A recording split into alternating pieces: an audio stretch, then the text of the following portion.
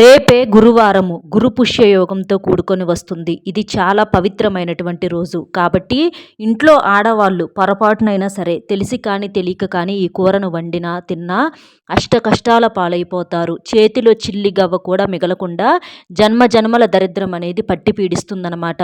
ఏంటి ఈ రోజుకు అంత ప్రత్యేకత? ఈ రోజున ఇలాంటి కూరలు వండుకున్నా తిన్నా కూడా ఇంత దరిద్రం పట్టి పీడిస్తుందా అన్న సందేహం మీకు రావచ్చనమాట. ఎందుకంటే ఇది నిజంగానే ప్రత్యేకమైన రోజండి. గురువారం అంటేనే లక్ష్మీదేవికి ఎంతో ఇష్టమైనటువంటి రోజు. శుక్రవారం కన్నా కూడా గురువారం అంటే లక్ష్మీదేవికి ఎంతో ఇష్టం. అది చాలామందికి తెలియని విషయం, కొంతమందికి అయితే తెలుసు అనమాట.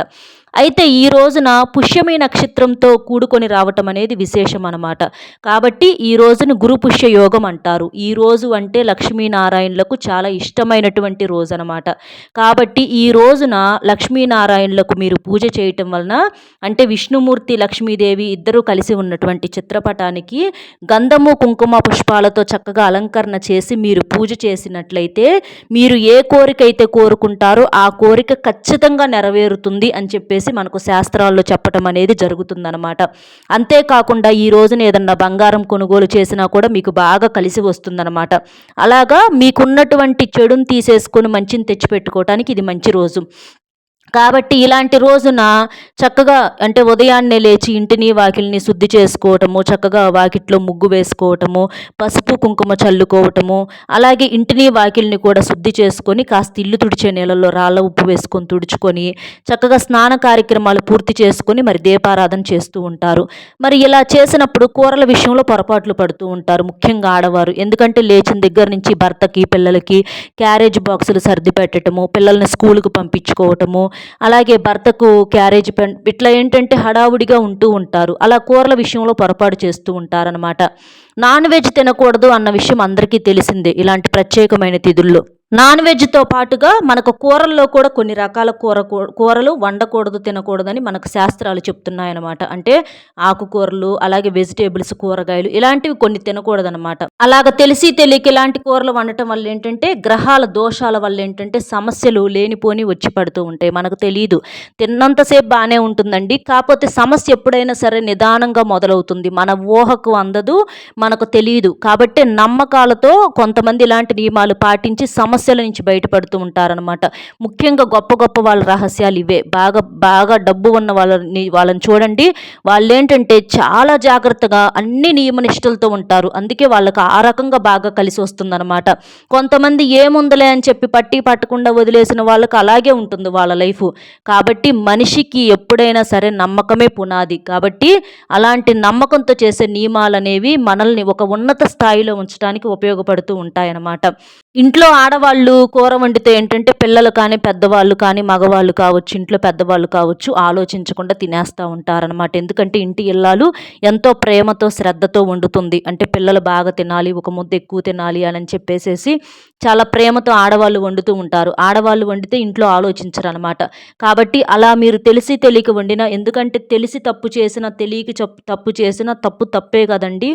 అలాగే అంటే తెలిసి నిప్పును పట్టుకున్న, తెలియక నిప్పును పట్టుకున్న కాలిద్ది కదా. కాబట్టి తప్పు అన్న తర్వాత తప్పే. తెలియక చేసినా కూడా వారికి ఉండే ఇబ్బందులు వారికి ఉంటాయి, అది వేరే విషయం. కానీ తెలిసి కూడా చేస్తే మాత్రం అది ఖచ్చితంగా ఇబ్బంది అవుతుందన్నమాట. కాబట్టి రేపు ఎట్టి పరిస్థితుల్లో కూడా ఈ కూరను వండొద్దు, ఇంట్లో వండవద్దు, అలాగే బయట కూడా తినొద్దు అనమాట. అంటే బయట కూడా స్నాక్స్ రూపంలో అవ్వచ్చు, లేదా బజ్జీల రూపంలో అవ్వచ్చు, లేదా జ్యూసుల రూపంలో. ఎందుకంటే కూరగాయలతో ఈ మధ్య జ్యూసులు కూడా చేసుకుంటూ ఉంటున్నారు. అలా ఏ రూపంలో కూడా ఈ కూరను పొరపాటున ఎట్టి పరిస్థితుల్లో కానీ వండటం కానీ తినటం కానీ చేయవద్దు. అలా చేస్తే ఏంటంటే ముఖ్యంగా విష్ణుమూర్తి యొక్క ఆగ్రహానికి గురవుతారనమాట. కాబట్టి అష్ట కష్టాల పాలైపోయి మరి విష్ణుమూర్తి లక్ష్మీదేవికి భర్త కాబట్టి విష్ణుమూర్తికి ఎక్కడైతే ఉండడో అక్కడ లక్ష్మీదేవి కూడా నివాసం ఉండదనమాట. కాబట్టి విష్ణుమూర్తి లక్ష్మీదేవుల యొక్క ఆగ్రహానికి గురయ్యి చేతిలో చిల్లిగవ్వ కూడా లేకుండా, ఎందుకంటే మనిషి జీవితానికి ఏమి ఉన్నా లేకపోయినా డబ్బు కావాలండి. డబ్బు లేకపోతే మనిషి జీవితం అనేది నడవదనమాట. లేచిన కాడి నుంచి పాల దగ్గర నుంచి నీళ్ళ దగ్గర నుంచి ప్రతీది కొనుక్కోవాల్సిందే. ఎన్ని బాధలన్నా ఉండనివ్వండి, తినాల్సిందే, తాగాల్సిందే, డబ్బుతో పని ఉండాల్సిందే. కాబట్టి అలాంటి డబ్బు పరంగా వచ్చే సమస్యలు అనేవి అంతా ఇంత కాదనమాట.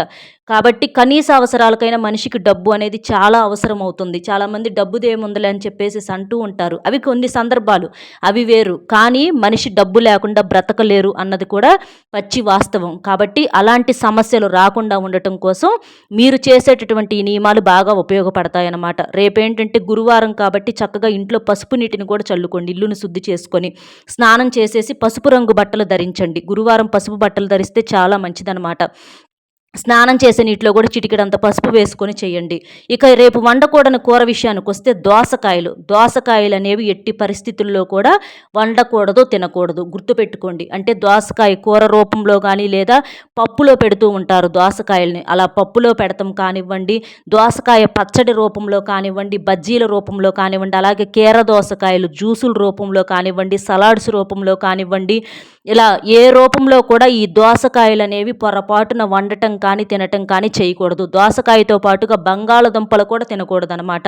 అంటే బంగాళదుంపల ఫ్రై, బంగాళదుంపల చిప్స్ రూపంలో, బంగాళదుంపల ఇగురు కూర రూపంలో అవ్వచ్చు, ఇట్లాగ సలాడ్స్ రూపంలో అవ్వచ్చు. ఇట్లా ఏ రూపంలో కూడా రేపేంటంటే వండకూడని, తినకూడని కూరలు ఏంటంటే ముఖ్యంగా దోసకాయ, అంటే మామూలు దోసకాయ, అలాగే కీర దోసకాయ, ఇంకా బంగాళదుంప. వీటిని మాత్రం మీరు పప్పు రూపంలో కానీ, చారు రూపంలో కానీ, సాంబార్ రూపంలో కానీ, బజ్జీల రూపంలో కానీ, అంటే బంగాళదుంప బజ్జీలు, చిప్సులు ఇలాంటివి తింటూ ఉంటారు కదా, సాంబారుల్లో కూడా దోసకాయలు వాడుతూ ఉంటారు. కాబట్టి ఇలాంటి వీటిని మాత్రం రేపు ఎట్టి పరిస్థితుల్లో వండటం కానీ తినటం కానీ చేయకూడదు. గుర్తుపెట్టుకోండి. దోసకాయ, మామూలు దోసకాయ, కీర దోసకాయ, అలాగే బంగాళదుంపలు ఎట్టి పరిస్థితుల్లో ఈ మూడింటిని వండిన, అంటే జ్యూసు రూపంలో, కీర దోసకాయలని ఎక్కువగా జ్యూసుల రూపంలో వాడుతూ ఉంటారనమాట.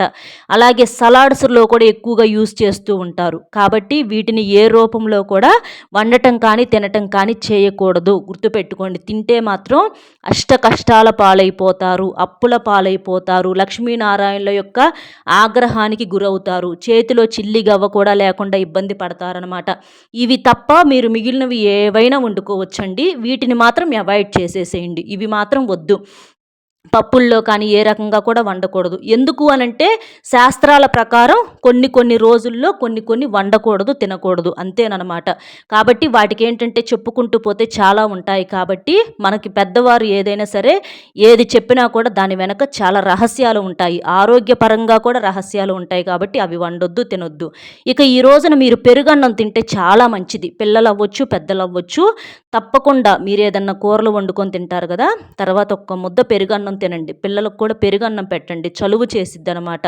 చక్కగా ఆరోగ్యంగా ఉంటారు, మంచిగా పుష్టిగా ఉంటారు. పెరుగు తినటం వల్ల కడుపు చల్లగా ఉంటుంది, అనారోగ్య సమస్యలన్నీ తగ్గిపోతాయి. కాబట్టి చక్కగా పిల్లలు, పెద్దలు కూడా తప్పకుండా ఒక్క ముద్ద పెరుగన్నం తినండి. అలాగే దేవుడి దగ్గర కూడా పెరుగన్నం నైవేద్యంగా పెట్టి దాన్ని ప్రసాదంగా తప్పకుండా స్వీకరించండి. అలా చేయటం వల్ల ఏంటంటే మీకు అష్టైశ్వర్య ప్రాప్తి అనేది కలుగుతుందన్నమాట. అలాగే చెప్పాను కదండి, రేపు స్నానం చేసే నీటిలో కూడా పసుపు వేసుకొని చేయటం, పసుపు రంగు బట్టలు. ఎందుకంటే అంటే మన జాతకంలో గురు బలం అనేది పుష్కలంగా ఉంటే ఆ మనిషికి బాగా కలిసి వస్తుంది, సమస్యలు తగ్గుతాయి అన్నమాట. కాబట్టి గురు బలాన్ని పెంచుకోవటం కోసం పసుపు రంగు అనేది చాలా బాగా ఉపయోగపడుతుందన్నమాట. కాబట్టి కూరల్లో పసుపు ఎటు వేసుకుంటాం కాబట్టి స్నానం చేసే నీటిలో కూడా చిటికెడంత పసుపు వేసుకొని చేయండి. అలాగే పసుపు రంగు బట్టలు వేసుకోవటం వల్ల కూడా మీ జాతకంలో గురుబలం అనేది పుష్కలంగా ఉంటుంది. దానివల్ల మీకు ఆర్థికంగా బాగా కలిసి వస్తుంది, అప్పుల సమస్యలు ఉంటే తీరిపోతాయి, నరదిష్టి ప్రభావం కూడా తొలగిపోతుంది. ముఖ్యంగా లక్ష్మీనారాయణుల యొక్క అనుగ్రహానికి గురవుతారు. విష్ణుమూర్తికి కూడా పసుపు రంగు అంటే చాలా ఇష్టం. కాబట్టి ఆ తల్లి మీ ఇంట్లో కోట్ల రూపాయలతో అడుగు పెట్టడానికి అవకాశం అనేది ఉంటుందన్నమాట. అప్పుల సమస్యలు ఏదన్నా ఉన్నా కూడా తీరిపోతాయి. కాబట్టి చక్కగా రేపు నియమాలతో ఈ పరిహారం చేసుకోండి. ఈ కూరను వండొద్దు. వీటితో పాటుగా కోడిగుడ్డును కూడా తినకూడదు. కోడిగుడ్డు కూడా non veg, chicken, mutton, fish కూరల్లో కొంచెం వేస్తూ ఉంటారు, అలా కూడా వండకూడదు. కాదని వండితే తిన్నా కూడా చాలా ఇబ్బందులకు గురవుతారనమాట. అంటే నాన్ వెజ్ తినకూడదు, అలాగే ఈ కూరగాయలు తినకూడదు. కాదని తింటే మాత్రం ఆరోగ్య నష్టాలు, అంటే అనారోగ్య పరిస్థితులు అప్పులు వస్తాయి. అలాగే ఆర్థిక పరిస్థితులతో ఇబ్బంది పడుతూ ఇలా చాలా రకాలుగా సమస్యలకు గురవ్వాల్సినటువంటి పరిస్థితి అనేది వస్తుంది. కాబట్టి ఖచ్చితంగా ఈ నియమాలను పాటించండి. అలాగే తినాల్సింది ఏంటో కూడా తెలిసింది కదండి, అర్థమైంది కదండి. మన వీడియో నచ్చితే ఒక చిన్న లైక్ ఇచ్చి సపోర్ట్ చేయండి. మీరు లైక్ చేయటం వల్ల వీడియో మరికొంతమందికి చేరి వారు కూడా తెలుసుకునే అవకాశం అనేది ఉంటుంది. అలాగే మీకు తెలిసినటువంటి మిత్రులు కూడా షేర్ చేస్తే హెల్ప్ అవుతుంది. మొట్టమొదటిసారిగా మన ఛానల్ చూస్తుంటే సబ్స్క్రైబ్ చేసుకుని పక్కనే ఉన్నటువంటి ఆల్ అనే బెల్ని క్లిక్ చేస్తే నేను పెట్టే ప్రతి వీడియో కూడా ముందుగా మీకు నోటిఫికేషన్ రూపంలో చేరుతుంది. అలాగే లైక్ చేసినప్పుడు కామెంట్స్ దగ్గర హైప్ అనే బటన్ యాక్టివ్ అవుతుంది. అక్కడ క్లిక్ చేస్తే మీ యొక్క పాయింట్స్ యాడ్ అవుతాయి అనమాట. కాబట్టి ఒక్క లైక్ ఇచ్చి సపోర్ట్ చేస్తారని చెప్పి మనస్ఫూర్తిగా కోరుకుంటూ మరొక మంచి విశేషంతో మళ్ళీ కలుద్దామండి. అలాగే కామెంట్ బాక్స్లో వచ్చేటప్పటికి ఓం శ్రీ లక్ష్మీనారాయణయ్య నమః అనేటటువంటి కామెంట్ని చేయండి. అలా చేయటం వలన ఆ విష్ణుమూర్తి లక్ష్మీదేవి యొక్క ఆశీస్సులు ఎప్పుడూ కూడా మీ కుటుంబం మీద ఉండి అష్టైశ్వర్యాలతో తొలతూగుతారు. మరొక మంచి విశేషంతో మళ్ళీ కలుద్దామండి. సర్వే జనా సుఖినో భవంతు. ధన్యవాదములు.